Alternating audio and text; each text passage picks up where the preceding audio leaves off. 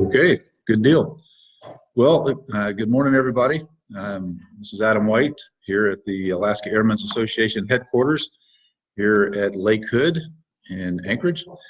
It's a beautiful day. It was a good sunrise this morning, about 30 minutes ago, actually. So it's good to see that sun popping up and some of the beautiful colors in the sky this morning. So we're trying something new and different. A lot of folks have wanted to know a little bit more about what's going on and not wanting to wait until they read about it in the transponder. So we're taking advantage of social media and gonna try to do some more of these down the road, see how it goes out, to be able to answer some questions and talk about some of the pressing issues and a lot of the questions that I get. And in case you don't know who I am, my name's Adam White. I do government and legislative affairs for the Alaska Airmen Association.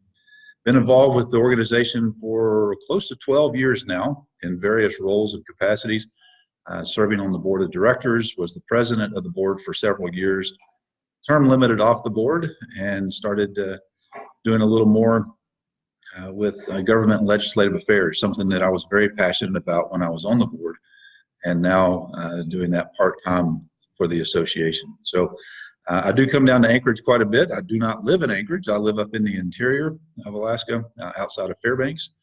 And so actively flying in the interior with floats, skis, and wheels, in and out of the bush and landing off airport as most of my operations. So I do understand a lot of the things that we advocate for as I'm an active user of the aviation system here in the state. So one of the things that I've been getting a lot of questions about lately, especially in light of the accidents, unfortunately, that we've had here, not just in Alaska, but in the lower 48, people are concerned about their insurance rates. And so I've been doing a lot of research, and I'll admit some of that is for my own benefit and own good, because I actually just filled out my questionnaire for my insurance broker about 2 weeks ago, because my policies will come for renewal right after the first of the year. And so a lot of folks have come to the Airmen's and asked questions about their insurance rates. They've been getting notifications from their brokers that they can expect an increase in their policy. We've heard reports of folks that have had up to a 50% increase in their premiums. And that's a hard thing to swallow from one year to the next. Other folks have reported maybe a 5% increase and anything in between. We've also heard from some folks that their policies have been not renewed. Their brokers have come back to them and says, look, we just can't find anybody willing to underwrite what you're doing, and we just can't find any insurance. And so there's several reasons for that happening. One of them is the accident rate does impact that. There's concern about the safety level of different types of operations. We all know that there's risk inherently involved with aviation. It's how you manage that risk and what you do about it that can impact your premiums. So one of the other things is this is a relatively small market. And I say this, not just the Alaska aviation market, but the aviation insurance market worldwide. Was able to talk to a couple of brokers and some actual underwriters about some of these issues. And I've learned an awful lot about aviation insurance. Some of it, I think, is kind of, some of that knowledge is just kind of falls out of your brain after a while. But there is a very, very small number of actual underwriters that do aviation insurance worldwide. Number I was quoted was 12. There's only 12 folks that actually write the policies. Now, there are a lot of brokers. There's a lot of people you can go to have them go on your behalf to an underwriter to plead your case, to talk about who you are and what you're doing, and to come up with a policy. The problem is with such a small market and the events that have happened in the past 18 months to 24 months, it's economics, to be honest with you. Was quoted some numbers, and you probably have seen them in the press. $1.5 billion have been paid out in aviation claims in the past 18 months. That's a lot. especially when you compare that to only $1 billion being collected from premiums. You don't have to be an economist to understand that that kind of business just can't continue very long without some very significant changes. And so because of that, underwriters are looking very closely at what you're doing, what your safety record is, what you're doing to improve your own safety, to see what you're doing for risk mitigation. And they're taking that into consideration when they determine whether or not they're going to write you a policy. So my advice to you is talk to your broker, talk to them early, help them understand what you're doing, help them understand your focus on safety, help them understand what you're doing to make sure none of us wants to prang an airplane. None of us especially want to have injury or loss of life when it comes to aviation. So help them understand what you're doing to prevent that from happening. Participation in safety seminars, participation in good maintenance practices, participation in good recurrent training. Those are all very, very important things to make sure your broker knows and understands that you're doing. It might help. There's no guarantee. But I do appreciate our members reaching out to me and asking me those questions, keeping me informed as to what's going on with their insurance. That helps us advocate for you when it comes to those issues. So one of the other things that has been on the forefront of a lot of folks, especially in the Anchorage area, is ADS-B, the Automatic Dependent Surveillance Broadcast, which is basically part of the Next Gen program for the FAA. I don't like to call it Next Gen because for us here in Alaska, it's not Next Gen. It's kind of old school. Alaska is where the technology was proven when it was the Capstone program out in the YK Delta, and then Capstone 2 down in Southeast Alaska, using GPS technology to help with surveillance and then that component of getting information into the cockpit. It's got a proven safety record. Actually, there was a study that just came out less than a year ago that verified the information that the FAA said at the beginning of the Capstone program, that equipage with ADS-B does have a dramatic effect on a person's safety and their safety record. So what does that mean for us here in Alaska? The deadline is January 1, and so a lot of folks have already equipped. I have equipped one of the airplanes I operate with ADS-B. The other one, I'm waiting on a transponder replacement, which is in the very near future. And when that happens, I'll equip that second airplane that I operate. Here in Alaska, the only places that you will be required to have ADS-B is within the Anchorage Class C airspace or above the Anchorage Class C airspace. Also, if you're flying over flight level 180, most of our members don't fly that high. Some folks will do that for an occupation that then fly their own aircraft for recreational purposes. But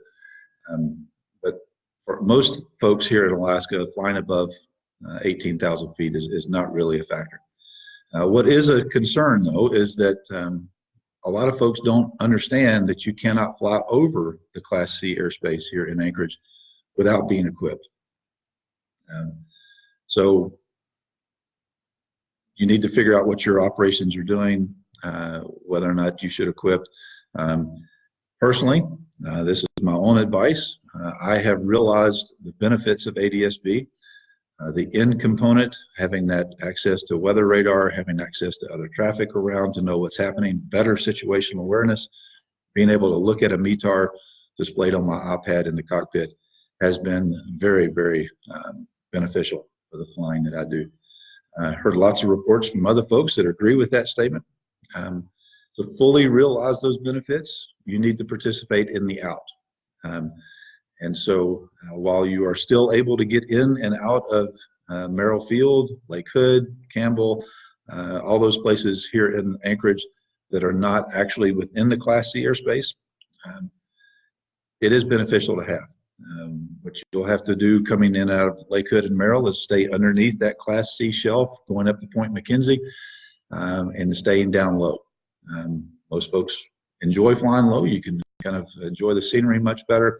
But now we're going to have to worry about traffic getting compressed into that airspace to stay out of the Anchorage Class C, because a lot of folks simply haven't equipped.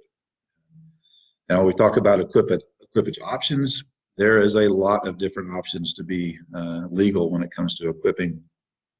Everything from some very simple LED light replacements that also include ADS-B out technology, to transponders that are all integrated into one unit. Some manufacturers have systems that will then pair with a transponder and be able to do things that way. Talking to some of the avionics shops here in the state, if you don't already have a slot in their work order list, you're not going to get in and get ADS-B installed before the deadline by January 1. Now, there are some options that are much easier to do that your mechanic can take care of.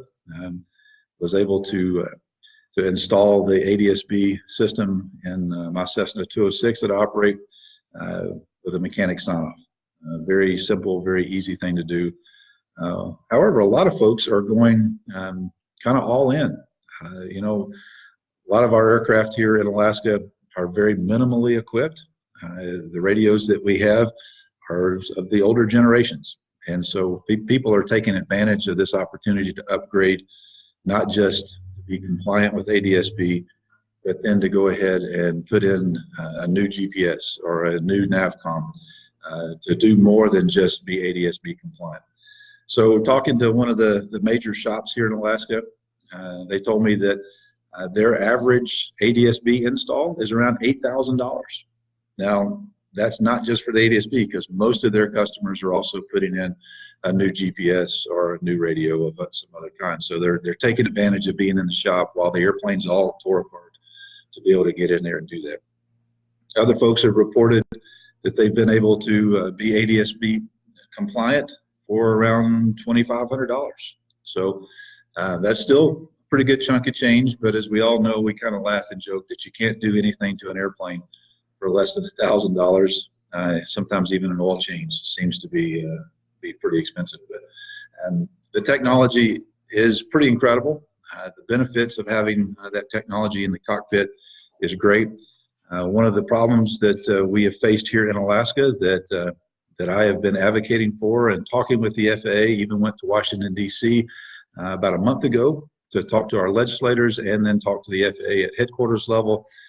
ADS-B is a great system, but it is rather dependent on having infrastructure. And as we all know, Alaska is very poor when it comes to infrastructure, and ADS-B is one of those systems that just has not been fully deployed, in our opinion. There's ground stations that are a part of that system that are vital to be able to get that information into the cockpit, as well as for the FAA to be able to see your signal to know where you are in that radar type function of ADS-B. So we've advocated with the FAA that we think Alaska needs another 23 ground stations. Right now there's in the low 40s as far as the number of ground stations in the state, but from what we're seeing, we need about another 23 ground stations to have what we would consider, and other alphabet groups, industry groups, agree to that 23 more stations would give us what we would consider a minimum operational network for that system to be fully effective here in Alaska. The conversation turns sometimes with the FAA that is it the chicken versus the egg conversation? The FAA says, well, you know, we need to see that people are equipping with ADS-B before we want to invest the infrastructure. And we come back and say, why would we invest in a system that we don't get full benefit from until the FAA fully deploys the network? So there's a lot of these conversations that happen back and forth. That's one of the things that takes up a lot of my time, and I'm glad to do it. It's enjoyable to be able to talk with the FAA and the powers to be about the needs that we have and the reasons why we're doing the things that we do here in Alaska. So those were the two main topics that we had to talk about for this event of being live with you here on social media. Nice to see a lot of folks checking in from actually all over the world. It's great to see folks waving and saying hello. I appreciate folks tuning in, and we're going to keep doing these types of events. This is our first one, but see what we can do about coming up with some other interesting topics in the future. But then also love to see some of your questions. You can email those to us. Probably the easiest way to do that is to interact with us here on social media, and you can submit your questions that way, and then we can address those at a later point in time. One of the things I want to make sure everybody knows about and is able to participate in is the raffle plane that we are going to be giving away at the Great Alaska Aviation Gathering in May. It's our own sale right now. Just before the live event here, we had a staff meeting, and we have sold a bunch of tickets. There's still a lot of them out there available for purchase, but with the holiday season here upon us, that's a great gift for your friends and family. And the airplane that we're giving away this year is a Cessna 180. So a lot of folks through the years have appreciated the Super Cubs and the airplanes that we've given away in the past. But one of the comments that we've gotten repeatedly through the years is, man, it would be great if you guys would give away an airplane that I can take the whole family in. Well, we heard you. And this year, we're giving away a Cessna 180. So got a lot of time in Cessnas, a lot of times in 180s and 185s, and those are great airplanes. And I can tell you the things that are happening to this airframe, I just wish I could buy a ticket. But as an employee of the Airmen's Association, I'm not eligible. So whoever wins that airplane, I want to ride. It'd be great to be able to go out and see what kind of airplane you'll be able to enjoy. But you have to buy a ticket. So go to our website. You can call the office. You can find out more information about how to get those tickets. And trust me, you don't want to wait until the trade show because we have to actually stop selling tickets beforehand because of some logistical issues and getting those tickets printed and everything ready to go. So don't wait until the last minute because as folks can tell you from the past couple of years, you think you're going to take it at the end and they're not available anymore. They're sold out. So encourage you to do that. And also, like I said, send those questions in through social media or via email. You can look up on our website and find our contact information there for me personally. Always great to hear from you. If you've got any questions about government affairs or legislative affairs, let me know. So much about what I do and how I advocate is because I get feedback from you out there as members. So also rely on you guys to let me know of issues that are on the horizon so we can get ahead of the curve and not be so reactionary. So thanks again for tuning in. We'll do this at least once a month. And it's good to see folks checking in from all over the world. And we'll see you next time.